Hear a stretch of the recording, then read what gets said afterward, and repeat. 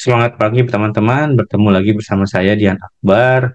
Di video kali ini merupakan video pengalaman saya di akhir bulan, di beberapa bulan terakhir, di mana saya meriset itu tentang indikator analisa transaksi atau indikator bandarmologi, itu lebih leading, lebih cepat, lebih leading, lebih di awal dibandingkan dengan indikator teknikal yang lain. Jadi video ini saya buat merupakan pengalaman saya dan video ini saya buat bukan hanya omong belaka, tapi saya pun juga masuk entry dan nanti di pertengahan video akan saya share pengalaman saya, cuan saya dan di akhir video akan saya share juga bagaimana screeningnya saya untuk mendapatkan saham-saham yang eh, menggunakan analisa transaksi tapi bisa cuan di saat market yang mungkin di setiap beberapa orang itu bilangnya sepi gitu, tapi alhamdulillah masih bisa cuan. Penasaran kan? Yuk simak videonya kali ini.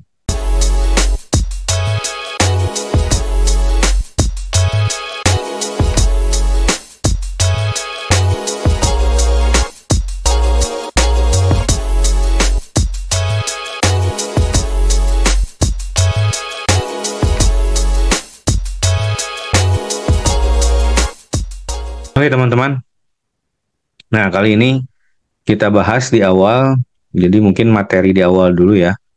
Ini riset saya, di mana riset dalam beberapa bulan saya untuk mencari saham-saham yang diakumulasi dan saya entry, ternyata hasil entry-nya itu cukup menarik ya. Dan alhamdulillah ngasih cuan bagi saya. Nah, sebelum masuk lagi saya coba menjelaskan di awal di mana analisa transaksi karakter indikator dari analisa transaksi atau analisa bandarmologi, di mana analisa transaksi atau dikenal dengan analisa bandarmologi jika di riset itu lebih leading dibandingkan dengan indikator lain seperti indikator teknikal. Mengapa? Karena di awal itu kenapa lebih leading? Karena fase akumulasi itu terjadi di awal sebelum harga naik gitu.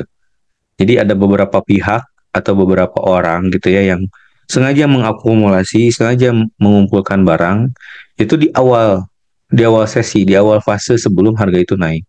Nanti mungkin kita lihat contohnya gitu, beberapa hari, berapa minggu mereka mengakumulasi, kita bisa ngedetect.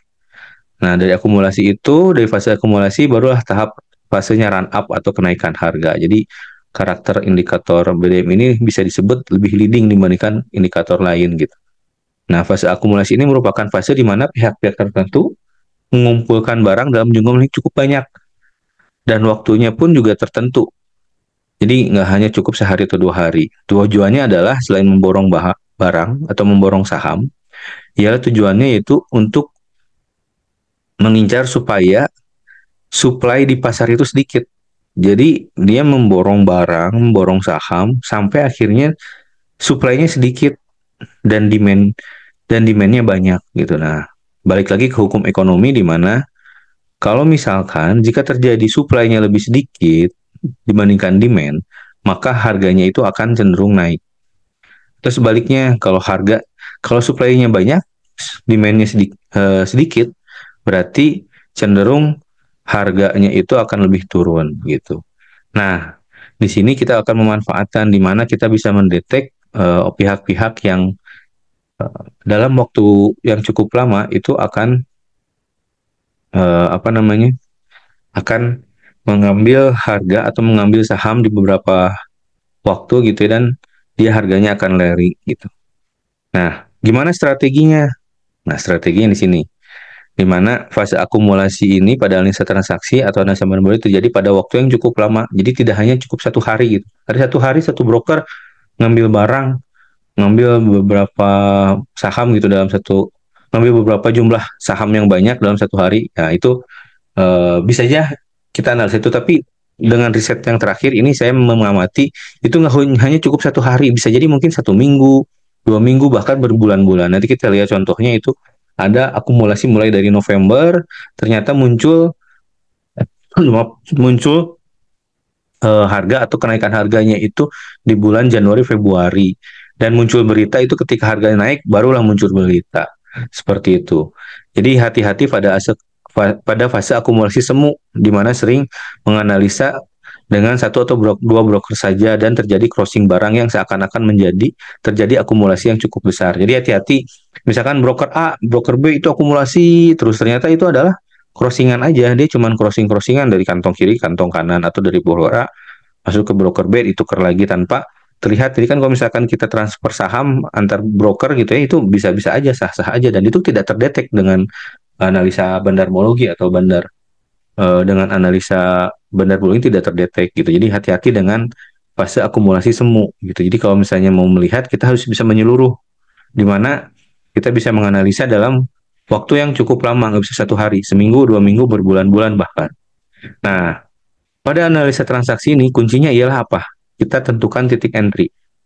Jadi bisa aja kita goyang iman gitu ya. Maksudnya goyang iman ini kita udah dapet nih satu saham A gitu. Ini akumulasi bagus gitu.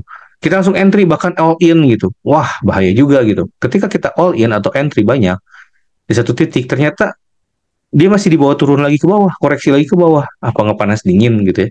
Nah, kita harus siapkan strategi. Strateginya apa? Kita tentukan entry-nya. Entry-nya di mana, cut loss-nya di mana. Ya sudah, kalau misalkan sudah melewati batas risk yang kita lewati gitu ya. Jadi atau batas risiko yang kita lewati, udah kita turun dulu gitu. Kita keluar dulu gitu. Jadi kuncinya adalah menentukan titik entry dan menentukan risk yang tepat saat entry gitu. Jadi jangan sampai kita entry satu saham all in, langsung kita kan punya modal lagi untuk entry gitu.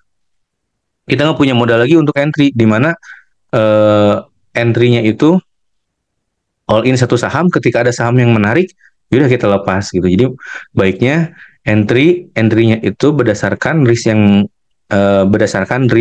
kita adalah ukur. Jadi misalkan pakai lot sizing gitu ya, dengan lot sizing ini kita bisa ngukur, oh kalau misalnya loss atau gagal, ya sudah berarti kita resikonya sekian. Tapi di situ nggak semuanya all in, kita masih punya amunisi lagi untuk entry di saham yang lain gitu. Jadi kuncinya adalah tentukan titik entry dan menentukan risk reward-nya. Nah, itu yang pengalaman saya yang terjadi. Nanti mungkin di video next selanjutnya itu akan saya bahas bagaimana saya entry-nya dan bagaimana strategi saya untuk menentukan masuk atau enggaknya di satu saham gitu. Dan case-nya itu di mana ada beberapa case setelah saya entry, oh ternyata setelah naik itu ada berita yang bagus. Oh, setelah naik muncul berita gitu. Nah, itulah yang terjadi di pengalaman saya terakhir gitu ya. Dan mungkin eh, pengalaman ini saya cocok untuk saya share di YouTube ini. Mudah-mudahan video ini berguna. Jika ada keliru atau salah, silahkan komen. Atau misalkan ada pertanyaan, silahkan komen di video ini. Terima kasih banyak. Kita lanjut di video selanjutnya. Terima kasih. Assalamualaikum warahmatullahi wabarakatuh.